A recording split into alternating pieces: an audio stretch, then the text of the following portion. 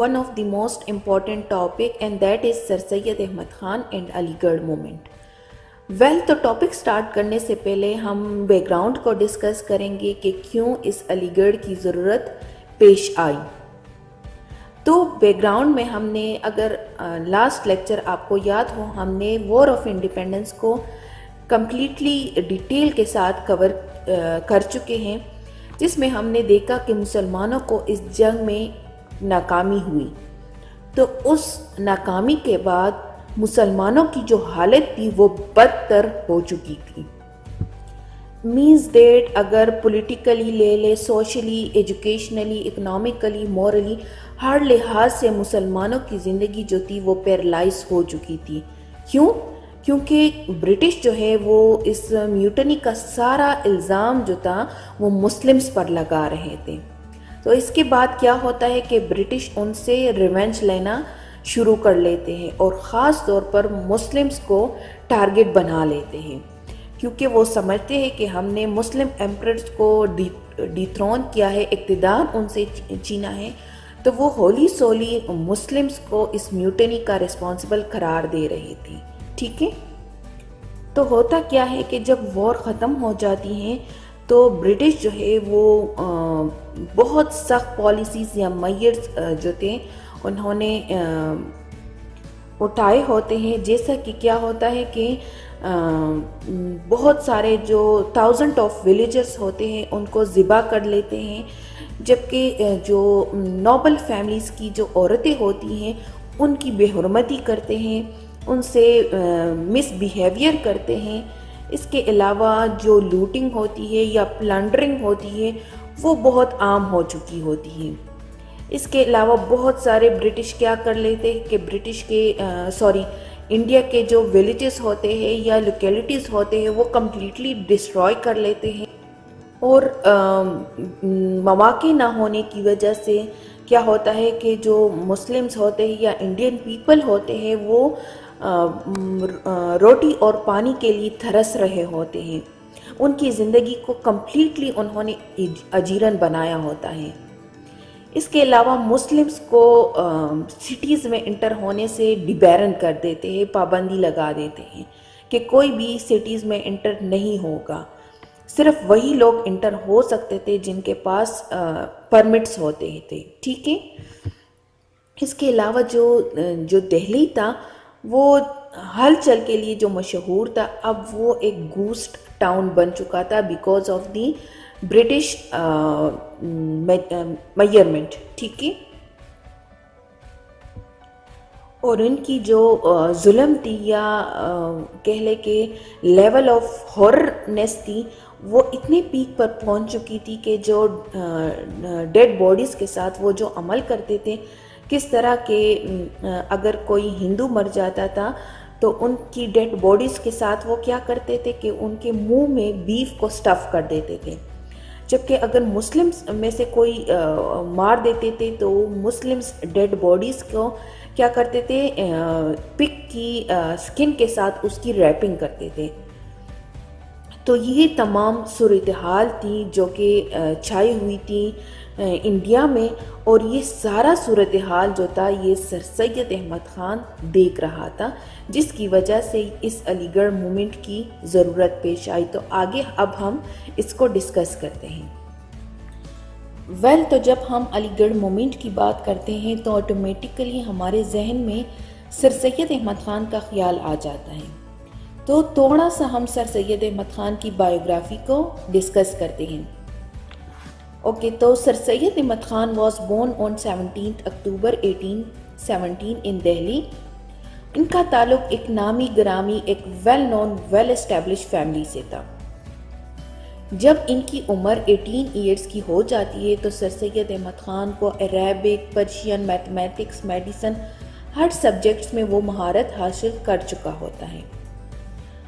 But اس کے بعد کیا ہوتا ہے کہ جب 1838 میں ان کے فادر کی ڈیتھ ہو جاتی ہے تو ان کو امپلائمنٹ کی ضرورت پیش آتی ہے اور وہ ایسٹ انڈیا کمپنی کو جوائن کرتے ہیں. اور ایسٹ انڈیا کمپنی میں وہ نائب منشی کے طور پر کام کر رہے ہوتے ہیں آگرہ میں. اس کے بعد سر سید احمد خان کی پروموشن ہو جاتی ہے اور وہ نائب منشی سے نائب امین بن جاتے ہیں، مینس سب آرڈینیٹ جج بن جاتے ہیں دہلی کا۔ تو وہاں پہ وہ کیا کرتے ہیں، وہ ایک بک لکھتے ہیں جس کا نیم تھا آثار الصنادید۔ یہ آثار الصنادید جو تھا، it was a comprehensive history of historical monuments of Delhi. اس کے 2 والیومز تھے، ایک والیوم 1847 کو پبلش ہو چکا تھا، جبکہ دوسرا والیوم 1854 کو پبلش ہو چکا تھا۔ اس کے بعد کیا ہوتا ہے کہ جب وار آف انڈیپینڈنس شروع ہو جاتی ہے تو سر سید احمد خان بجنور میں ایز اے چیف جج کے طور پر کام کر رہے ہوتے ہیں۔ اس وار آف انڈیپینڈنس کے موقع پر سر سید احمد خان نے بہت سارے برٹش فیملیز کی جانیں بھی بچائی ہوتی ہیں، جس سے ان کے دلوں میں سر سید احمد خان نے ایک مقام بنایا ہوتا ہے۔ تو جیسا کہ میں نے بتایا کہ جب یہ وار شروع ہوئی تو سر سید احمد خان وہ تمام حالات دیکھ رہا تھا، تو اس موقع پر انہوں نے کیا کیا کہ 1858 میں انہوں نے اس وار آف انڈیپینڈنس پر ایک بک لکھا بجنور میں، جس کا نیم تھا تاریخ سرکشی بجنور۔ ٹھیک ہے، تو یہ تھی ایک بیف سی بائیوگرافی سر سید احمد خان کا۔ اب آگے چل کر ہم سر سید احمد خان کے تمام ورکس کو جو انہوں نے مسلمانوں کے لیے کیے تھے اور علی گڑھ مومنٹ کو ڈسکس کرتے ہیں۔ Now Sir Syed Ahmad Khan had a dream to bringing back the past glory of the Muslims, and for this purpose Sir Syed Ahmad Khan was started the Aligarh movement. His Aligarh movement was based on twofold program. One was to restore the mutual trust between the British and Muslims, and the other one was to reform the educational system and to prepare them for taking their due place in the government. So we're discussing the two-fold program of Aligarh movement. سر سید احمد خان کیا چاہتے تھے؟ وہ یہ چاہتے تھے کہ British اور Muslims کے درمیان جو میوچول ٹرسٹ یا انڈرسٹینڈنگ تھی جو کہ ختم ہو چکی تھی، تو اس کو دوبارہ سے پروموٹ کرنا چاہتے تھے۔ سو فار دس پرپس سر سید احمد خان نے ایک بکلٹ لکھا جس کا نیم تھا رسالہ اسباب بغاوت ہند، جس میں انہوں نے یہ ثابت کرنے کی کوشش کی کہ جو میوٹنی تھی جس کے لیے وہ مسلمانوں کو قصوروار ٹھہرا رہے تھے، تو وہ ایک کلین افیئر نہیں تھا بلکہ ایک امیجیٹ کاز تھی، اور اس میوٹنی میں مسلمانوں کی جو شیئر تھی وہ ہندوؤں سے بڑھ کر نہیں تھی۔ اس کے علاوہ اس بکلٹ میں سر سید احمد خان نے بہت سارے کازز کو مینشن کیے ہوئے ہیں، جن میں سے جو مین کاز تھی اس کو میں یہاں پہ ایڈ کرتی چلوں۔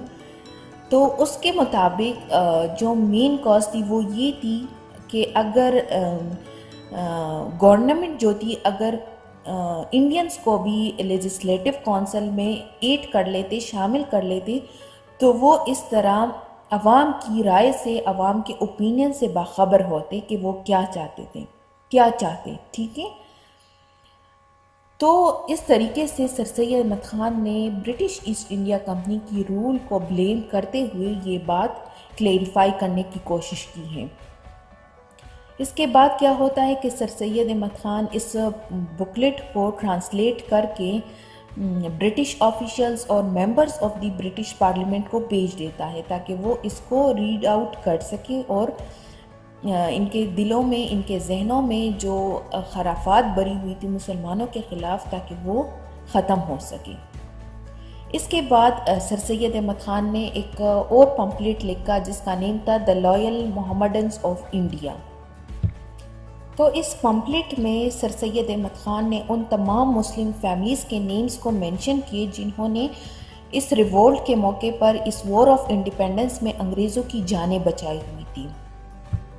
اس کے علاوہ سر سید احمد خان نے اس پمفلٹ میں یہ بھی کلیریفائی کرنے کی کوشش کی ہے کہ اس میوٹنی میں مسلمز نے بہت بڑھ چڑھ کر یا جو بہادری یا دلیری کا مظاہرہ کیا ہے، تو اس کا یہ ہرگز مطلب نہیں ہے کہ یہ ایک کلیکٹیو ایٹیٹیوڈ تھی مسلم کمیونٹی کی، ٹھیک ہے، بلکہ یہ ایک پرسنل لائلٹیز کی بنیاد پر ہر ایک نے حصہ لیا ہوا تھا. مینز اس وار میں جنہوں نے بھی پارٹیسپیٹ کیا ہوا تھا ان کی اپنی personal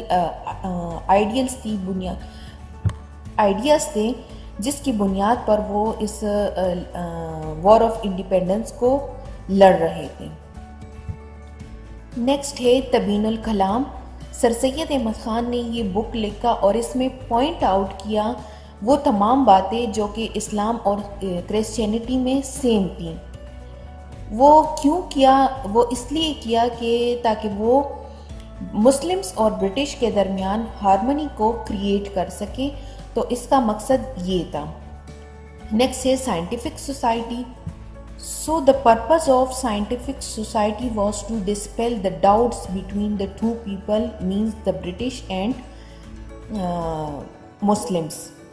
So for this purpose انہوں نے ٹرانسلیشن سوسائٹی کی بنیاد رکھی غازی پور میں. کب؟ 9 جنوری 1864 کو، جو کہ بعد میں وہ علی گڑھ سائنٹیفک سوسائٹی بن گئی. Through this scientific society, Sir Syed Ahmad Khan provided a platform where the Indians and the British could meet and discuss the mutual trust. اس کے علاوہ اس سائنٹیفک سوسائٹی کا مین آبجیکٹیو کیا تھا؟ وہ یہ تھا کہ وہ تمام ماڈرن ورکس کو برٹش کی اس کو ٹرانسلیٹ کر سکے اردو میں، تاکہ لوگ اس کو پڑھے، اس سے آگاہ ہو سکیں اور برٹش کے مد مقابل آنے کے قابل ہو سکیں. اب اگر ہم علی گڑھ مومنٹ کی بات کریں تو سر سید احمد خان مسلمانوں کو دوبارہ سے ری جنریٹ کرنا چاہتے تھے، اور یہ اونلی پاسبل تھا through modern education, and without modern education it was impossible to uplift the Muslims in the society. تو سر سید احمد خان کا یہ بلیف تھا کہ مسلمانوں کی سوشیو پولیٹیکل کنڈیشن جو تھی وہ تھرو ایجوکیشن بہتر ہو سکتی ہیں. اس کے علاوہ سر سید احمد خان نے یہ بھی ریئلائز کیا کہ مسلمانوں کی ایجوکیشنل کنڈیشن جو ہے وہ بہت زیادہ بیکورڈ ہے. So he try to create a change in the Muslim mode of thoughts and to transform the medieval outlook into a modern one. Beside that sir Syed Ahmad Khan نے کیا کیا کہ وہ مسلمانوں کو بھی کنونس کرنے کی کوشش کر رہا تھا. انہوں نے خوب کوشش کی کیونکہ مسلمان جو تھے وہ ویسٹرن ایجوکیشن یا ماڈرن ایجوکیشن کے حق میں نہیں تھے، وہ اس کو ایک ان اسلامک موڈ سمجھتے تھے، اور ان کو یہ ڈر تھا کہ کہیں ہمارے بچے اپنے مذہب سے دور نہ ہو جائیں. ٹھیک ہے، تو انہوں نے مسلمانوں کو بھی کنونس کرنے کی کافی کوشش کی تھی. اس کے بعد انہوں نے کیا کیا کہ سر سید احمد خان نے 1859 میں مراد آباد میں ایک اسکول اسٹیبلش کی، اور اس کا نیم تھا گلشن آباد اسکول. پھر اس کے بعد دوسرا اسکول سر سید احمد خان نے اسٹیبلش کیا غازی پور میں 1863 میں. اس کے بعد سر سید احمد خان نے 1864 میں سائنٹیفک سوسائٹی کی بنیاد رکھی، اور تھرو سائنٹیفک سوسائٹی علی گڑھ انسٹیٹیوٹ گزٹ اسٹیبلش ہوا، جہاں سے ویکلی نیوز پیپر رن ہوتے تھے، اور ان میں سے ایک انفلوئنشل میگزین تھا تہذیب الاخلاق. کلیئر؟ اس کے بعد کیا ہوا کہ سر سید احمد خان اپنے بیٹے کے ہمراہ 1869 میں انگلینڈ چلے گئے، جہاں پر انہوں نے جو ان کی ایجوکیشنل سسٹم تھی اس کو آبزرو کیا. اس کے علاوہ کیمبرج اور آکسفورڈ یونیورسٹی کو وزٹ کیا، ان کو آبزرو کرنے کی کوشش کی. So he was very impressed with the quality and variety of the education giving by them.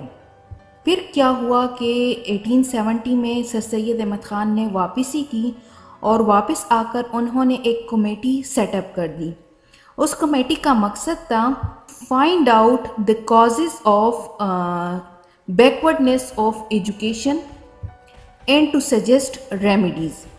تو اس کمیٹی نے ایک رپورٹ پیش کی اور اس رپورٹ کے مطابق یہ تجویز دے دی گئی کہ 1875 میں ایم اے او اسکول کی بنیاد رکھ دی گئی.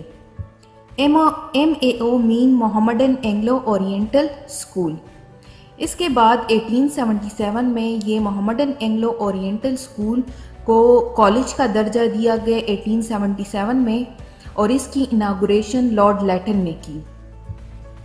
Then in 1920 the MAO college became the علی گڑھ مسلم یونیورسٹی. 1920 میں کیا ہوا کہ اس کالج کو یونیورسٹی میں تبدیل کر دیا گیا. بٹ یہ سر سید احمد خان کی وفات کے کافی عرصے بعد اس کالج کو یونیورسٹی کا درجہ دیا گیا، اور اس کالج کو یونیورسٹی میں کنورٹ کرنے والا آغا خان 3 تھا. ان کی سپورٹ، کریج، اسٹرگل اور لیڈرشپ کے اندر فنڈز اکٹھے کیے گئے اور اس کالج کو یونیورسٹی میں تبدیل کر دیا گیا. تو یہ تھا سر سید احمد خان اور علی گڑھ moment. Hope you guys will understand this. But if you have any question, do write your question in the comment section below. Thank you for watching my video. Allah Hafiz.